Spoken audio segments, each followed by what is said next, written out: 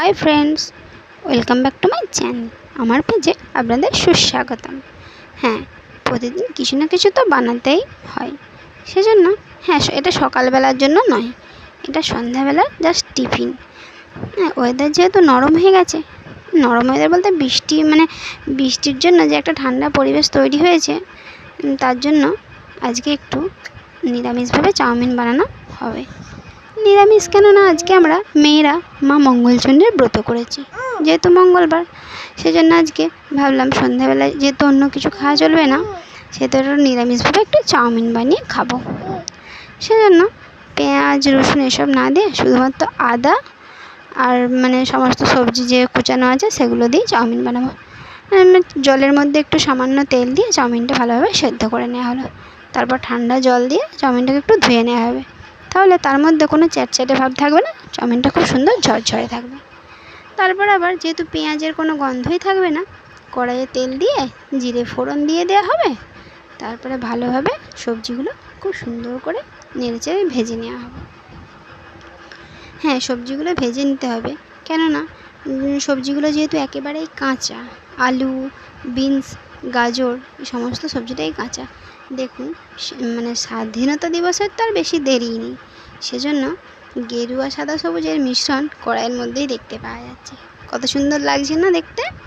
Beans, গাজর আর আলু দারুণ লাগছে। যাই হোক, এই সবজিগুলোকে ভালোভাবে নেড়েচেড়ে ভেজে নেওয়া হলো।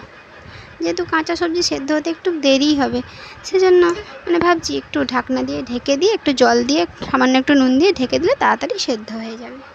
একটু ঢেকে দিলাম, কিছুক্ষণ ঢাকনা দেওয়ার পর আবার ঢাকনা খুলে ভালোভাবে নাড়াচাড়া করলাম। খুব সুন্দর সেদ্ধ হয়ে গেছে, গা একেবারে চকচকে হয়ে গেছে। তারপর একটু অল্প স্বল্প করে মশলা দেবো, আর তার আগে দিয়ে দেবো টমেটো কুচি। কেন টমেটোটা আগে দিলে সবজিগুলো সেদ্ধ হতে দেরি হয়, যেহেতু টক ভাবটা থাকে।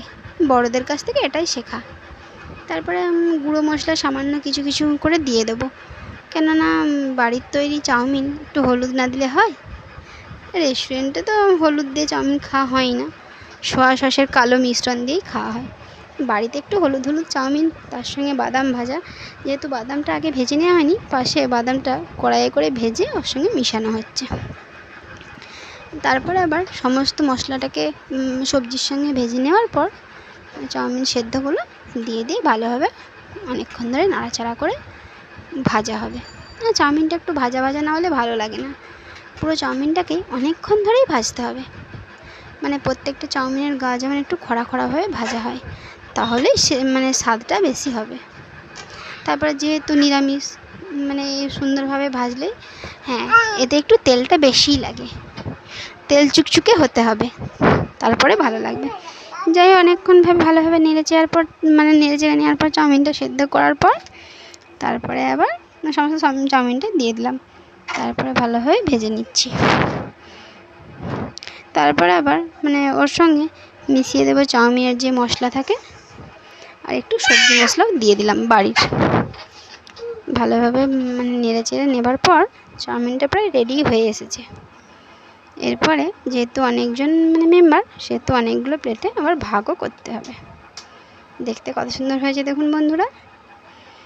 আপনাদের দেখে কেমন লাগছে আমাকে অবশ্যই জানাবেন কমেন্টে। আর বিশেষ কিছু করবো না, চাউমিনটা খেয়ে নেব। তার আগে চাউমিনটা আপনাদেরকে একটু ভালোভাবে আর একটু দেখিয়ে দেবো।